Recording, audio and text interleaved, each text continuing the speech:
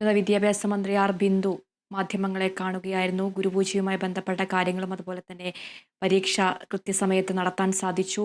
പരീക്ഷാ ഫലങ്ങളും കൃത്യസമയത്ത് തന്നെയാണ് നടപ്പിലാക്കുന്നതടക്കമുള്ള കാര്യങ്ങളാണ് മന്ത്രി സൂചിപ്പിച്ചത്.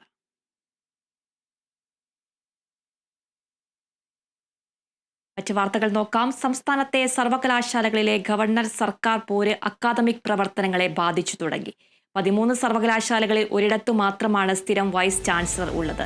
പ്രതിസന്ധി തുടർന്നാൽ ഭരണസ്തംഭനത്തിനൊപ്പം വിദ്യാർത്ഥികളുടെ ഭാവിയെയും ബാധിക്കാൻ സാധ്യതയുണ്ട്.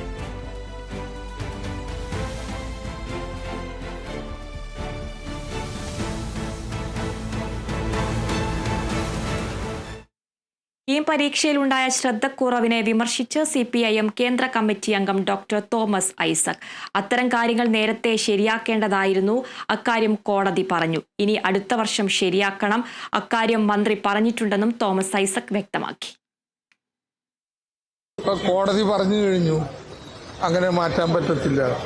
ശരി, അടുത്ത വർഷത്തേക്ക് ഇപ്പോഴേ മാറ്റാന്നല്ലേ മന്ത്രി പറഞ്ഞു. ചെയ്യാം.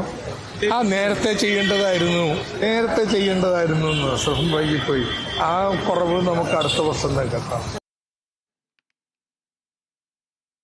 കേരളത്തിലെ എഞ്ചിനീയറിംഗ് പ്രവേശനവുമായി ബന്ധപ്പെട്ട് നിലവിലുള്ള അനിശ്ചിതത്വത്തിന് കാരണം സംസ്ഥാന സർക്കാരിന്റെ പിടിവാശിയും ഗുരുതരമായ വീഴ്ചകളുമാണെന്ന് ഏറനാട് MLA PK ബഷീർ.